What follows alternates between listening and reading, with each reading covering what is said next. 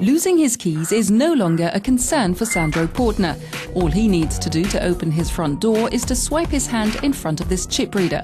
A fan of new technology, this young man from Switzerland has had 2 radio frequency identification chips implanted into his body. He's part of a new generation of what some have branded enhanced human beings.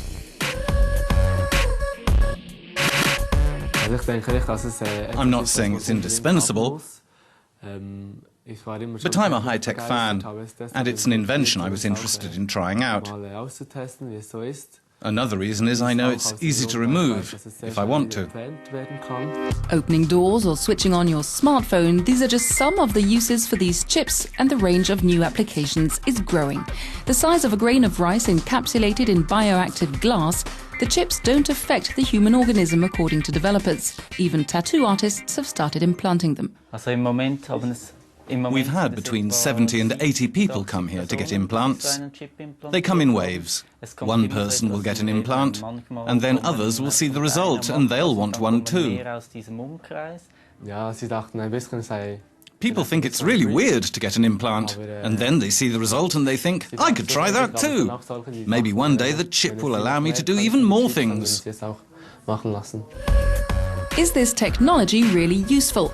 For this Swiss anthropologist, it's all about today's luxury becoming tomorrow's necessity. The notion of usefulness is something that evolves. We're in a consumer society where the stakes are always higher. Today, some things seem useless or even ridiculous, but tomorrow or the day after, they'll seem essential, because we'll have got used to the fact that they're technically possible. This is the case in the medical field. At the Swiss Federal Institute of Technology in Lausanne, researchers have developed an R.F.I.D microchip which tracks cholesterol and helps adjust drug intake. Oui, en principe, il peut être utile pour plusieurs applications. Par exemple, dans la côté There are many applications. In oncology, for example, you can measure anti-cancer drugs, which can be dangerous. So it's important to adjust the quantities you give a patient. Médicaments qui sont en principe dangereux, donc il est très important de les contrôler correctement. It's a project which has fed all kinds of rumours, especially over the internet.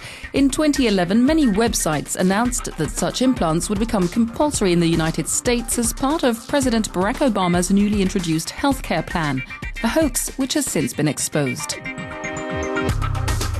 In this office in the Swedish capital Stockholm, R.F.I.D chips allow wearers to open doors, swap contact details or use the photocopier, all with the wave of a hand. Developers want to explore what possibilities the chip offers and see how products and services can be developed around the technology.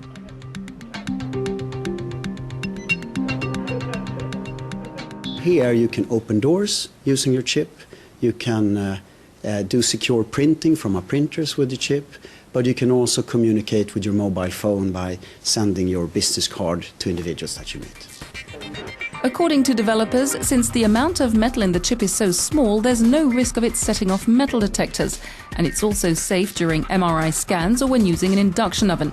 It's also very unlikely to break inside the body as it's buffered by the surrounding skin and tissue. It felt pretty scary, but at the same time it felt very modern, very 2015. Its developers say such a chip cannot be tracked, so there's no risk of privacy intrusion. The fact is, it's already in our lives. It now remains to be seen what this form of transhumanism holds for us in the future.